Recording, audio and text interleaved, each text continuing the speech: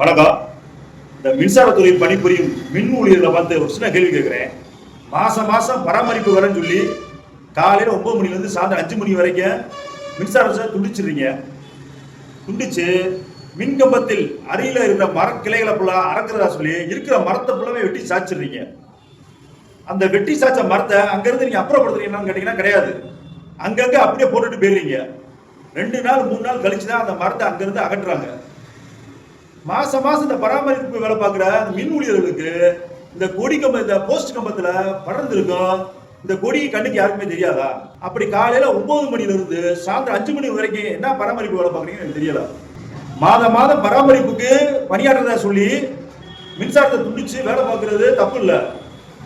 ஆனா இப்ப எங்க வீட்டுல கரண்ட் பெருசு, அதை அரசு மின் நிலையத்தில் எங்க வீட்டுல கரண்ட் இல்லைன்னு எழுதி வைக்கிறதுல ஒரு நியாயம் இருக்கு. ஆனா இந்த தவறுனால இந்த பகுதி மக்களுக்கு மின்சார பாதிப்பு ஏற்பட்டுச்சுன்னா இது யார் மேல தவறு சொல்றது? நாங்க இதுக்கும் நாங்க அங்க எழுதி வச்சுட்டு போனோம். அப்புறம் நீங்க மாசம் கரண்டை கட் பண்ணி பராமரிப்பு வேலைன்னு ஒரு வேலை பார்க்குறீங்க. இதையுமே நாங்க புகார் தெரிவிச்சு தான் நீங்க இந்த வேலையை பார்க்கணுமா? இப்படி எல்லா துறையுமே மக்கள் மேல சுமையை வச்சு மக்களுக்கு எதிராகவே செயல்பட்டீங்கன்னா மக்கள் என்னதான் செய்ய முடியும்? யார்கிட்ட தான் நாங்க போய் புகாரை தெரிவிக்கிறதுன்னு தெரியல. மரக்கிளைகளை அறக்கிறதா சொல்லி மரத்தையே வெட்டி சாய்ச்சிருக்கீங்க. அங்கங்க பாத்தீங்கன்னா பாதி மரத்தை வெட்டி போட்டு தான் போறீங்க.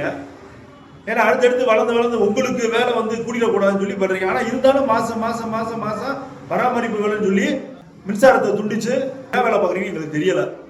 தயவு செய்து இது வார்டு 63 வாவுசினர் மெயின் ரோட்ல ஒரு மின்கம்பத்து மேல பாருங்க, கொடி மாதிரி நல்லா படர்ந்து போயிட்டே இருக்கு. இது உடனடியாக தகுந்த ஊழியர்களை அனுப்பி இதை உடனடியாக அகற்றுமாறு மிகவும் தாழ்மையுடன் கேட்டுக்கொள்கிறோம்.